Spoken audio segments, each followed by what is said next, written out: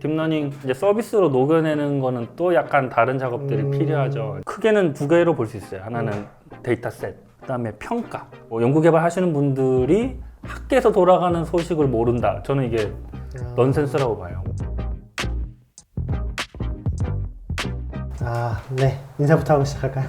네, 네. 안녕하세요. 네, 반갑습니다. 클로바 AI에서 OCR을 담당하고 있는 이활성님을 모셨습니다. 네. 네. 이미지 안에 있는 글자를 읽는 태스크라고 보시면 돼요. 그래서 이미지나 동영상에 있는 글자가 있으면 어디 있는지 찾고 그게 뭔지 이제 인식하는. 세계 리더보드에서 1등을 찍으셨단 말이에요.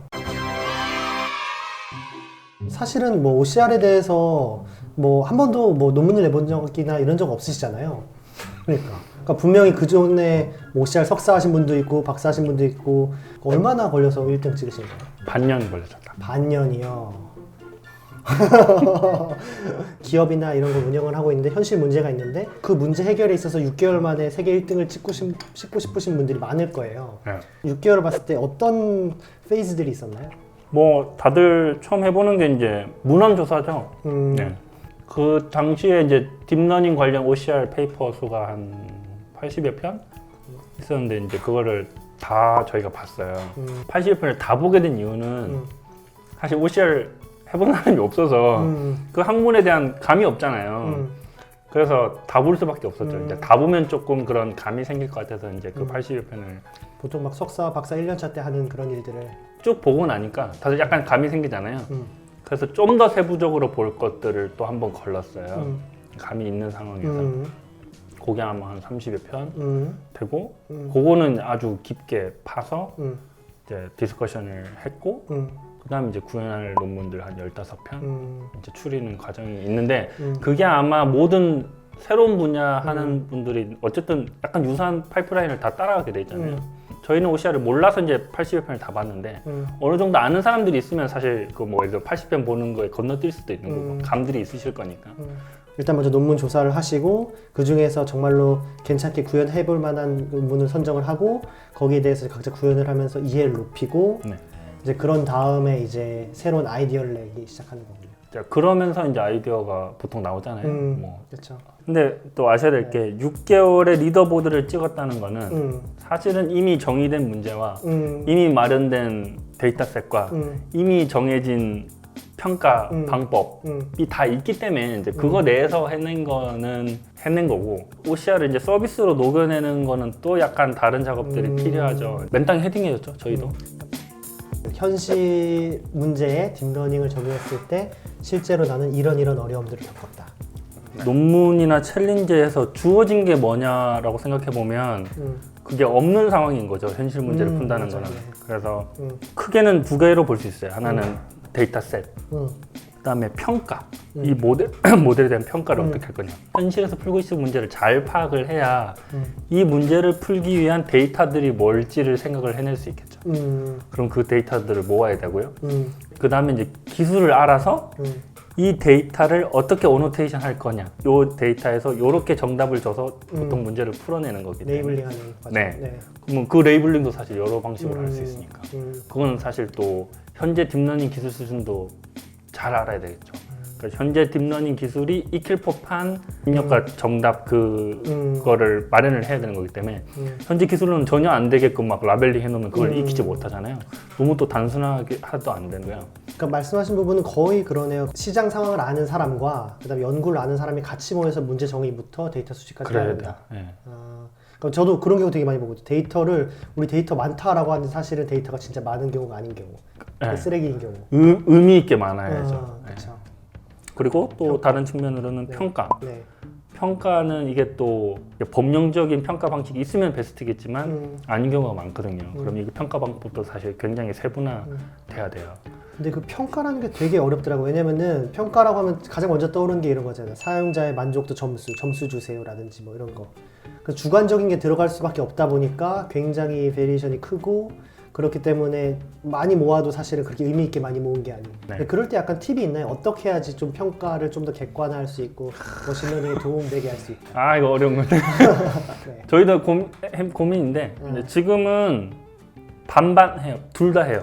그러니까 정량적으로 평가를 해서 후보군들을 고르고 그걸 정성적으로 사실 다 보고 있어요. 둘 다 필요해요. 그러니까 정량의 등수와 정성적인 등수가 맞는 경우가 꽤 사실 없거든요. 그러니까 모델 자체를 개발하는 건 사실 인턴이나 뭐 오토ML 같은 것도 어느 정도 커버되지만 자동화나 이렇게 연구가 많이 안 돼 있고 너무 케이스 바이 케이스도 많아서 요거를 좀 잘하는 게 굉장히 중요해요. 어떤 데이터를 모으고 이 데이터가 정말 좋은 데이터냐 이런 거 분석하는 것도 꽤 그럼 중요해요. 100%라고 봤을 때 비율이 어떻게 돼? 내가 어텐션을 어느 정도 쏟아야 될까요? 각 부분에 대해서.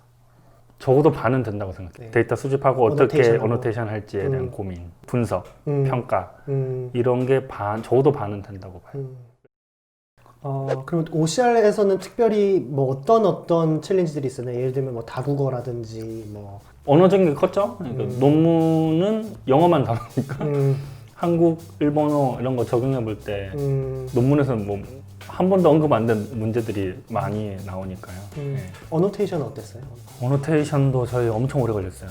그러니까 저희는 이제 이상적으로 생각해서 이렇게 어노테이션 하면 우리가 세계 최고의 기술이 나올 거야 라고 해서 온갖 사람들이 모여서 엄청 고민했어요. 몇 달 동안. 이렇게 어노테이션 해야지 해서 딱 했는데 이게 어노테이션 하는 사람 입장에서 너무 어려운 거예요. 시간도 오래 걸릴 뿐만 아니라 그 보통 노이즈라 하거든요. 같은 가이드라인을 줬지만 사람마다 어노테이션이 다르면 사실 그게 모델이 못 익히잖아요. 그런 거 사실 트레이드오프 맞추고 뭐 가이드라인 만드는 사람이나 뭐 이런 거에 커뮤니케이션 비용도 사실 꽤 컸어요. 그래서 한 1년 지나니까 어느 정도 저희가 좀 원하는 정도로 됐지 그거 쉽지 않았어요. 그러니까 완벽하게 된다고 생각해서 데이터 수집하고 어노테이션하고 뭐 약간 그 밸리데이션하고 해도 계속 이터러티브하게 이렇게 엄청 돌아야 돼요. 이상적인 팀의 구성은 어떻다고 생각하세요? 그렇죠. 네. 제가 봤을 때는 목표가 뭐냐에 따라서 이제 구성이 달라질 텐데 뭐 OCR 예를 들면 그냥 뭐 세계 최고 수준의 서비스향 OCR 엔진을 만들어라 라고 했을 때는 앞서 말씀드린 데이터 분석하는 사람 필요하고요. 근데 그 분석을 눈으로 하지 않잖아요. 어떻게든 뭔가 또 분석 자료를 만들어야 되니까 그런 툴도 사실 좀 필요하거든요.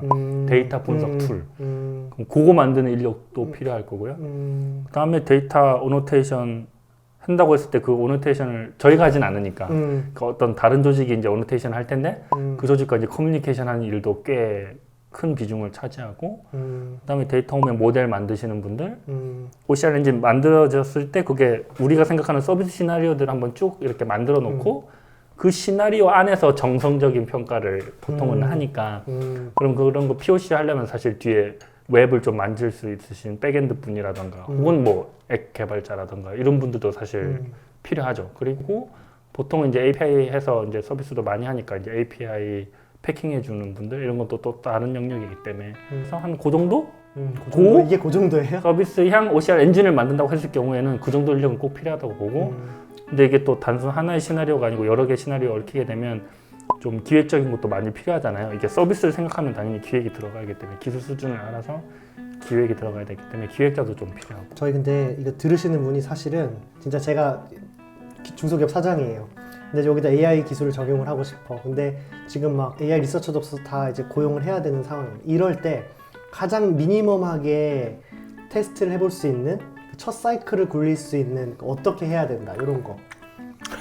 너무 많은 걸 요청드립니다. 그러니까 요게 사실 역할들이잖아요. 이게... 보통 사람들이 얘기하는 풀스택 엔지니어라면은 한 명이 꽤 많은 영역을 커버할 수도 있죠.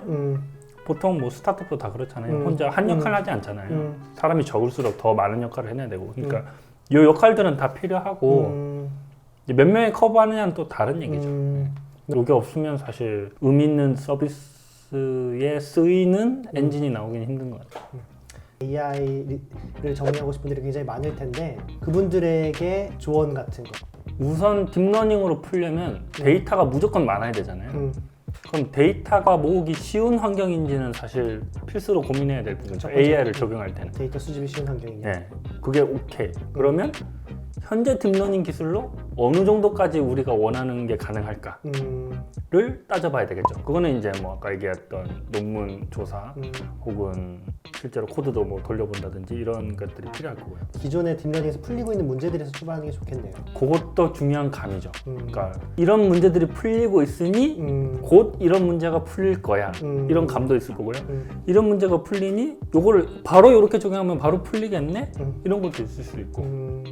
그래서 사실 딥러닝 뭐 연구개발 하시는 분들이 학계에서 돌아가는 소식을 모른다. 저는 이게 넌센스라고 봐요. 알겠습니다. 그래서 정리하자면은 일단 먼저 데이터 수집이 가능한 환경이냐, 그리고 현재 딥러닝 쪽에서 잘 풀리고 있는 문제냐를 따져서 감을 잘 잡아서 이제 문제를 설정을 해야 되고 네. 거기에 맞게끔 이제 처리하는 플로우를 이해한 상태에서 팀을 구성한 다음에 계속 이터러티브하게 뭔가 해결해 나가야 된다.